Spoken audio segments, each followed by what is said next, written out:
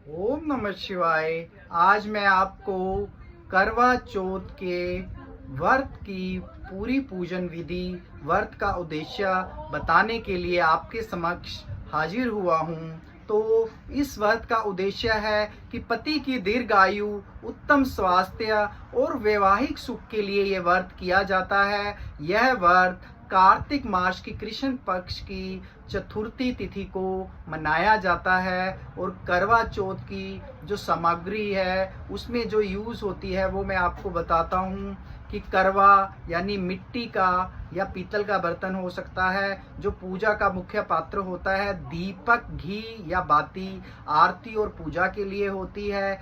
चावल, रोली, कुमकुम, हल्दी पूजा में तिलक आदि के लिए होती है। मेहंदी, चूड़ियाँ और बिंदी, सिंदूर यह सुहाग के प्रतीक होते हैं। और मिठाई, फल हम भोग के लिए यूज़ करते हैं। दूध, पानी, पंचामृत, अर्घ्य और पूजा के लिए यूज़ किया जाता है। छलनी, चांद देखने के लिए यूज़ किया जाता है।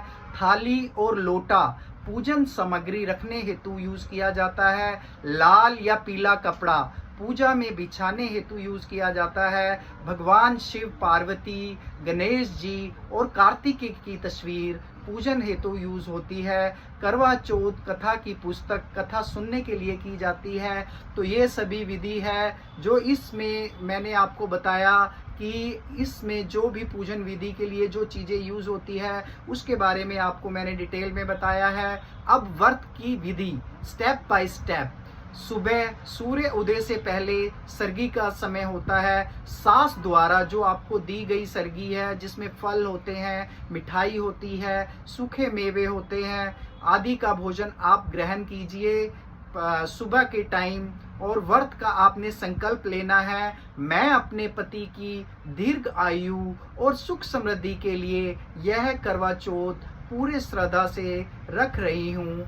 ऐसा अपने सुबह सुबह संकल्प लेना होता है। और इसके बाद आपने निर्जला व्रत रखना है, यानी कि बिना पानी पिए परंपरा अनुसार जल रहित आपने पूरा ये जो व्रत होता है ये करना होता है। शाम को पूजा के समय क्या करना होता है, अपने पूजा का स्थान साफ करें और रंगोली या चौक बनाएं। फिर लाल या पीला कपड़ा बिछाएं और उस पर भगवान शिव, माता पार्वती, गणेश जी की मूर्ति रखें। करवे में जल भरें, उस पर ढक्कन रखें और ढक्कन पर गेहूं के दाने रखें। सभी सुहागिन स्त्रियां मिलकर करवा चौथ की कथा सुने। कथा के बाद एक दूसरे को